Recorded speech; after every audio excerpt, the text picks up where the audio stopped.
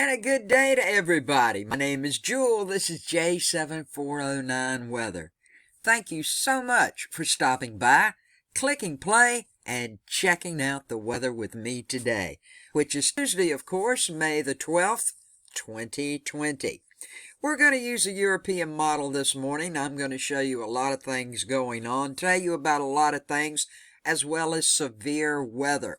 I will go ahead and tell you there is that slight chance for some severe weather today, but tomorrow it will increase significantly.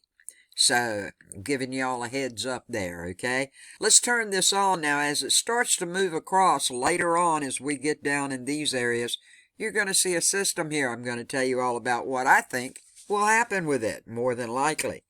As for today, the weather pattern across the lower 48 is finally showing signs of breaking down that stagnant warm west cool east regime as the jet stream becomes more zonal from coast to coast. Now, what this means is more upper level disturbances tracking from the western regions into the heartland through midweek. Today, showers and thunderstorms are forecast to develop over the northern Rockies as a low-pressure system tracks through the Intermountain West area. And additionally, some storms should fire up in the south-central U.S. tomorrow evening. And some are going to do that this evening also. Now, as the low tracks into the plains tomorrow, that dry line in the southern plains, it's going to spark a numerous amount of thunderstorms that are likely to become severe, as I just told you about. A little farther east, we got a dome of high pressure. It will have a strong grip over much of the eastern third of the country. Temperatures remain chilly for mid-May, and I think it's more like it's just feeling cold to me, folks, with more record and cold minimum and maximum temperatures possible today from the Arkansas River Valley and the upper Midwest and the Northeast. Now, parts of the plains, you are going to begin to warm up by tomorrow, but cooler temperatures stick around across the northeastern quarter of the U.S. as a warm front lifts northward. Thursday, though, temperatures will rebound, and it's going to get a lot warmer throughout the Mid-South and the Mid-Atlantic. In addition to the warmer temperatures, much of the East Coast can expect little in the way of precipitation thanks to the influence of that high-pressure dome. Now, I want to start this back over here for a moment and let it run right through. As I told you earlier in my last forecast, just hang in there, everybody up and down the East Coast. Yes, it's chilly, as a lot of people call it. I call it cold, but I'll put the word in chilly. For this time of the year, I've never had to run my heat for the morning hours in May before. Something else, huh? But that should change if we can just hang on till Thursday. Now, while the eastern regions begin to warm up and stay mostly dry, the west coast, and most notably the northwest, will witness cooler and wetter weather conditions and milder conditions through the midweek. And this is all due to an upper-level low off the Pacific Northwest coast. And that's going to track around for a couple of days. With hot and gusty conditions, it's going to make for increased fire weather concerns from southeastern Nevada and to Oklahoma and the Texas panhandles. And we have some critical fire weather areas that have been issued in these areas, well as the Central Four Corners region for today. Now, you see what's coming up off of the Bahamas, right? It's a low pressure system. I have actually, this thing starts around Friday and Saturday.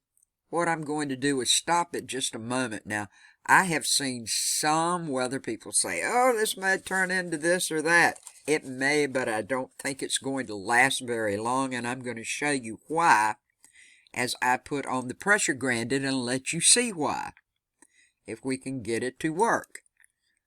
I don't know why I don't want to come on right now. Here we, you see, it's nothing that's tightly compacted.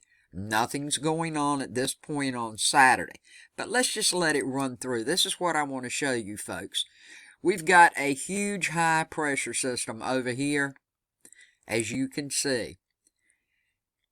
And it is pushing it up towards the coastline. But notice this never gets out close enough to land where the water is a little cooler. It's staying in this warmer water area.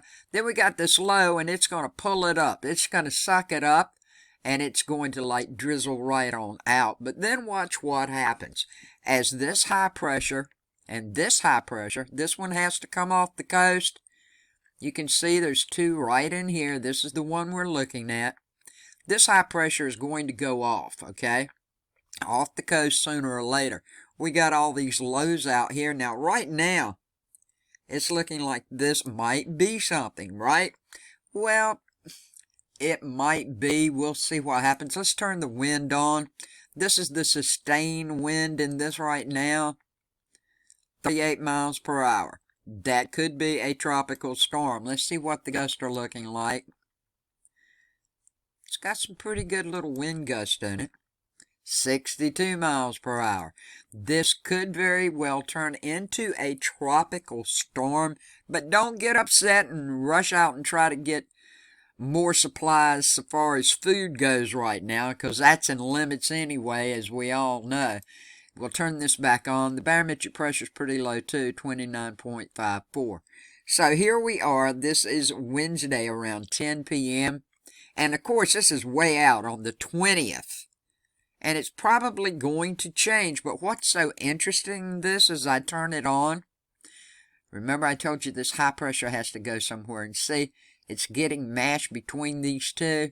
The barometric pressure is rising, but now the high pressure is gone. We have a low pressure that's formed over here. This is late Thursday night, the 21st. This has been torn apart. It's coming back this way. It's just what's happening. This low pressure, low pressure, low pressures, low pressures, especially this one, that's bringing all the rain from Texas over to Alabama. It's going to get pulled in with it as this one starts to move off the coast. So I don't think anything will come of it at all.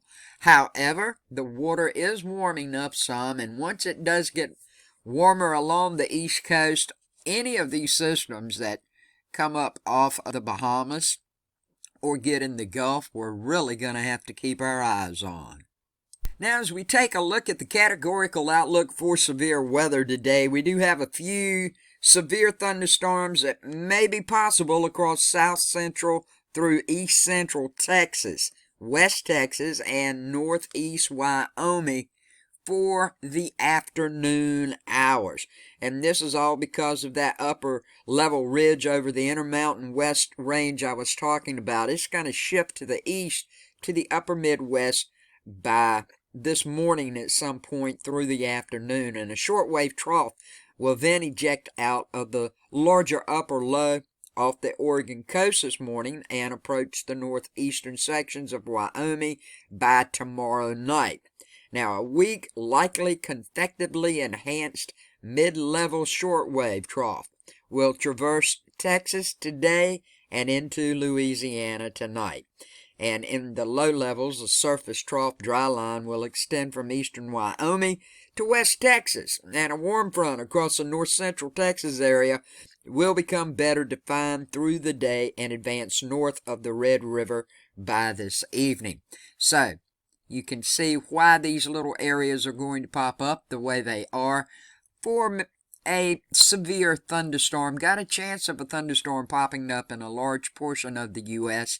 in the lighter green, but in the marginal areas, this is just a chance of maybe a severe thunderstorm popping up. So far as tornadoes, that doesn't look too bad, just a 2% chance down in southern Texas. And when we come to the wind, where the chance of the severe thunderstorms may pop up is at 5%, and so far as hail, it's the very same thing.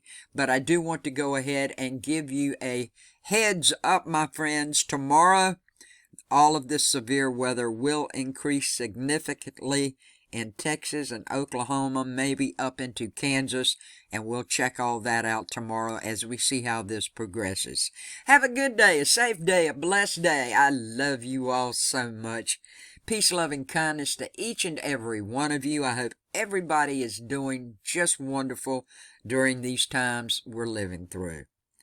Thank you so much for watching.